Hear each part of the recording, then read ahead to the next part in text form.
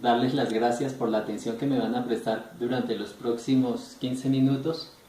Mi nombre es Fabio Molano y considero un privilegio, un reto, esta tarea que me ha puesto el profesor de comunicación efectiva en el Instituto Berea de la Iglesia en lugar de su presencia. Como introducción quisiera preguntar si es verdad que están de acuerdo conmigo que a la mayoría de las personas nos gusta descubrir los misterios. ¿Qué significan las profecías? Las verdades que hay ocultas detrás de las máscaras. Por lo menos yo soy una de esas personas. Cuando yo me aproximé a la Biblia, hice como cuando usted empieza a leer una revista así, que más bien empieza por la última parte y empieza a avanzar hacia adelante. La palabra de Dios en Apocalipsis, que es el último libro de la Biblia, empieza diciendo que es una revelación. Mire lo que dice. Esta es la revelación que se la dio Dios a Jesucristo para que mostrara a sus siervos lo que pronto tiene que suceder. Jesucristo envió a su ángel y se la dio a conocer a su siervo Juan.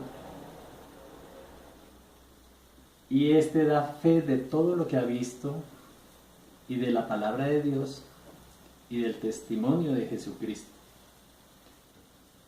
Luego me encuentro enseguida con el versículo 3, que es lo que me cautivó. Yo quise saber más, porque dice, bienaventurado el que lee y los que oyen y los que obedecen las palabras de esta profecía, porque el tiempo está cerca. Bienaventurado tiene que ver con bendecido, con feliz, con próspero. 1000 veces bendecido la persona que lee la palabra y la que escucha y la que obedece. Me llama la atención que Dios escogió a personas para seres humanos para escribir la Biblia y ordenó escribir. Por ejemplo, en Éxodo 24 vemos que Moisés escribió todas las palabras que Dios le dijo, todas las instrucciones que Dios le dio. Es más, en Éxodo 24 también vemos que Dios mismo escribió, ¿no? En Éxodo 24:12 Dios le dice a Moisés, yo he preparado unas tablas con los mandamientos y las instrucciones para que le enseñes al pueblo. Es interesante que Dios se tome la molestia de escribir Él mismo. Qué importante es esto de la palabra de Dios escrita para que aprendamos, porque el Señor le dice que es para que Moisés enseñe a su pueblo. ¿Sabe qué dice la segunda carta del apóstol Pedro, que también es otro de los elegidos para escribir la palabra de Dios? En el capítulo 1, versículo 21 de la segunda carta de Pedro dice que nunca, ninguna profecía fue traída por voluntad humana, sino que los santos hombres de Dios hablaron siendo inspirados por el Espíritu Santo, como que el viento, el soplo, la esencia de Dios vino sobre ellos y les dictó lo que tenían que escribir. ¿Quién sino Dios inspiró a Moisés para escribir la historia de la creación en Génesis? la historia de la creación del hombre y explicar qué fue lo que sucedió allá en Edén, cuando el hombre y su mujer fueron engañados y cayeron en pecado. Un pecado que trascendió para toda la humanidad hasta hoy.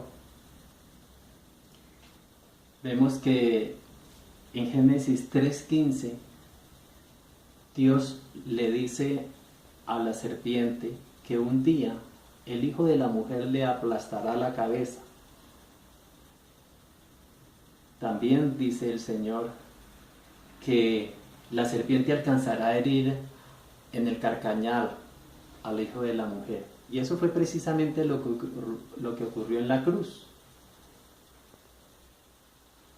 El mismo Dios Padre profetizó en el momento del fracaso de Adán y Eva, también profetizó cómo iba a ser la reconquista de la gracia divina para los seres humanos. Iba a ser mediante el triunfo del Señor Jesucristo en la cruz. Toda la Biblia es revelación. Toda la Biblia es inspirada por Dios, útil para enseñar, para redarguir, para enseñar en toda justicia. Mire que el Señor Jesucristo en el capítulo 24 de Lucas se acercó a dos discípulos que iban muy tristes porque había muerto el Señor Jesús. Había muerto la esperanza que ellos tenían de que Él fuera el gran líder que iba a liberar a Israel, el que iba a tener, el liderazgo suficiente para quitarse de encima el imperio romano y guiar a Israel a esos días de esplendor y gloria que tuvo, por ejemplo, bajo el reinado del rey David y de Salomón. ¿Qué hace el Señor Jesucristo? Se acerca a estos apóstoles, a estos discípulos, y les empieza a enseñar. Dice que empezó a enseñarles desde Moisés, pasando por los salmos y los profetas, dando testimonio, explicándoles de qué manera hablaban de que estas cosas tenían que suceder. Que el Cristo tenía que morir para salvación del mundo. En Génesis 3:10 vemos el relato cuando el Señor, Dios Padre Todopoderoso, está buscando a Adán y a su mujer que han pecado.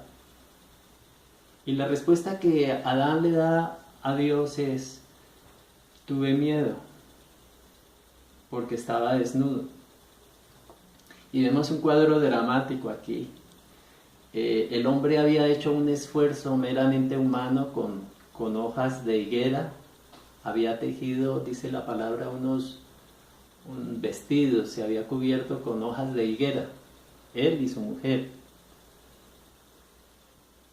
Pero para Dios este esfuerzo meramente humano no es suficiente.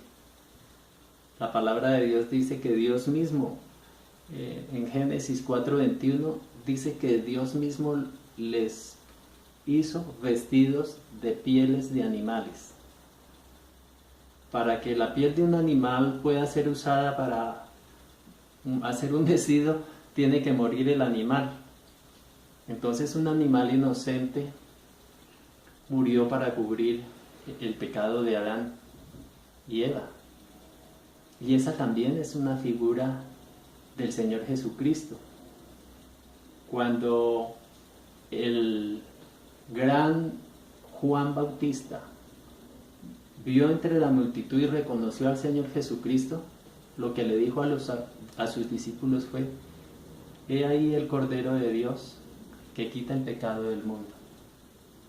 ¿No es fantástico cómo el Nuevo Testamento explica el Antiguo Testamento y el Antiguo Testamento complementa el Nuevo Testamento. Toda la Biblia es revelación de Dios. Hebreos 9:22 dice que sin derramamiento de sangre no hay remisión de pecados. Por eso la ofrenda que Abel presentó de sus cabritos, de los primogénitos de sus rebaños, fue agradable a Dios. A Caín se había dedicado a cultivar la tierra y él presentó frutos de la tierra, de su esfuerzo humano a Dios. Y esta ofrenda no agradó al Señor. Y aquí hay más revelación. En Génesis 4:26.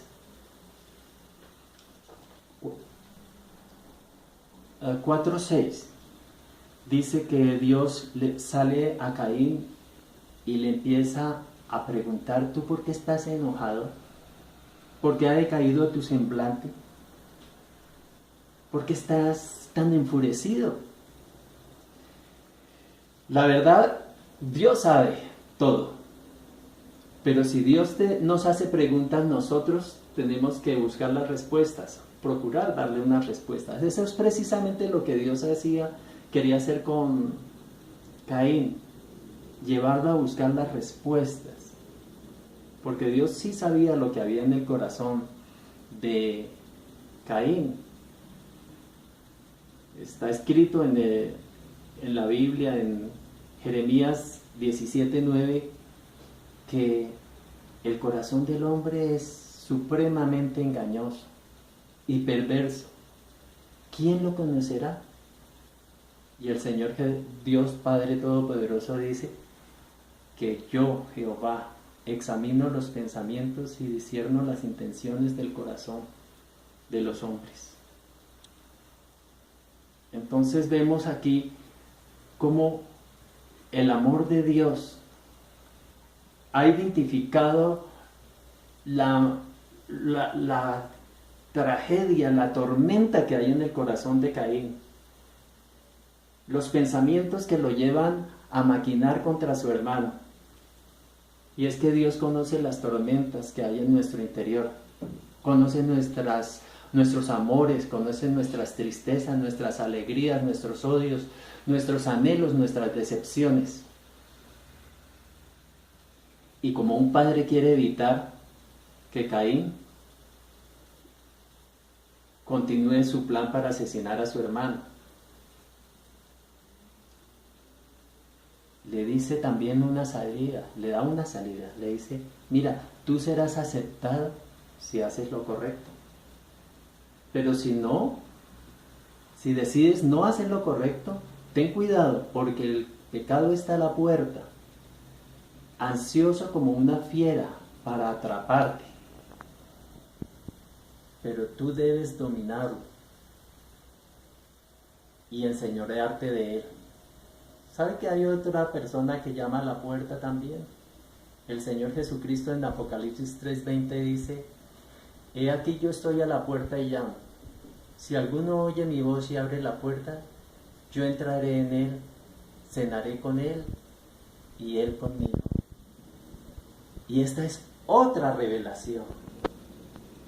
El Señor Jesucristo va a estar dentro de nuestro corazón cuando lo invitemos a reinar en nosotros. Y con el Señor Jesucristo dentro de nuestro corazón podremos vencer todo pecado. Por eso los invito a que abramos la puerta de nuestro corazón hoy y le digamos: Señor Jesucristo, te invito a que entres en mi vida.